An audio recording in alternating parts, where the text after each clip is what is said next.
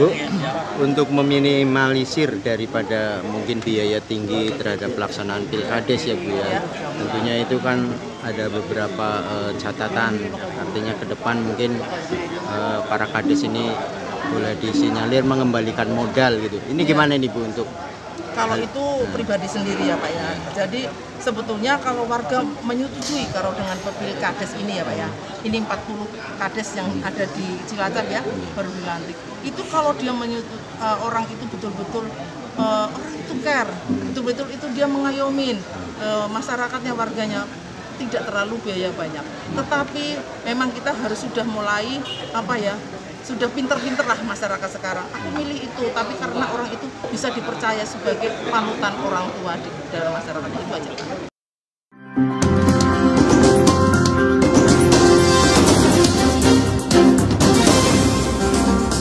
Audio Jungle.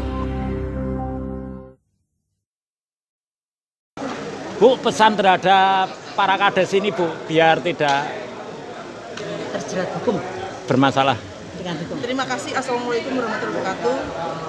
Untuk kesan-kesan saya bahwa memang selama ini kades itu kita harus betul-betul dilindungi dengan permasalahan hukum.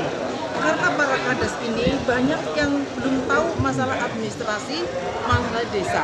Jadi orang kalau mau melakukan pekerjaan, kalau dia melakukan tindakannya beliau kades maupun bukades, kalau dia tidak punya permasalahan hukum itu nggak apa-apa. Tapi kalau ada permasalahan mau tanya ke siapa? Kalau tidak ada yang lindungin, makanya di sini dengan adanya Dewan Pakar Hukum, saya bersama beliau ini melaksanakan untuk bisa memberikan pencerahan hukum supaya tidak terjerat kena hukum, jadi permasalahan. Jadi gitu. Sebenarnya masalahnya kecil, cuma karena ketidaktahuan administrasi, jadinya ini para kades itu merasa bingung. Kemana saya harus bertanya? Padahal sudah diberikan suatu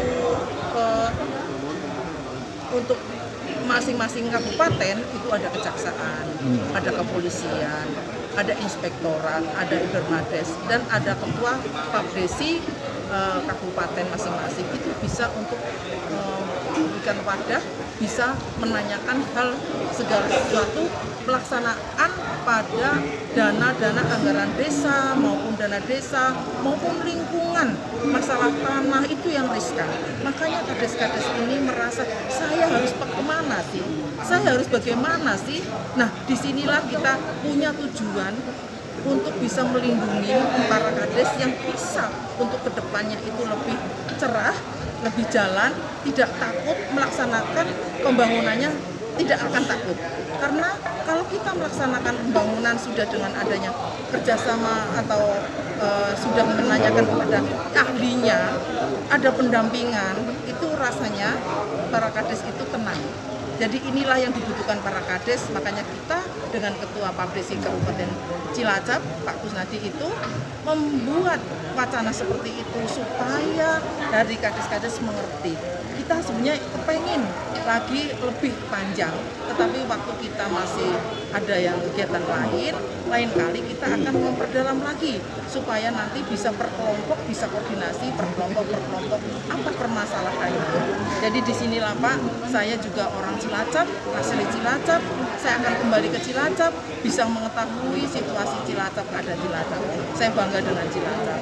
Tapi alhamdulillah di Cilacap tidak banyak kades yang kena permasalahan hukum, cuma ketidaktahuan cara melaksanakan administrasinya. Itu aja Pak ya. Terima kasih. Assalamualaikum warahmatullahi wabarakatuh. Dan saya sejak dulu akrab dengan para media, karena media adalah mitra dari kejaksaan, mitra dari seluruh pemerintah yang ada. Kalau tidak ada media tidak akan sukses ya. Setuju? Setuju. Terima kasih. Ya, Eko Suwarni. Saya Dewan Pakar Hukum Papdesi Jawa Tengah. Jangan pakai tikam. Terima kasih.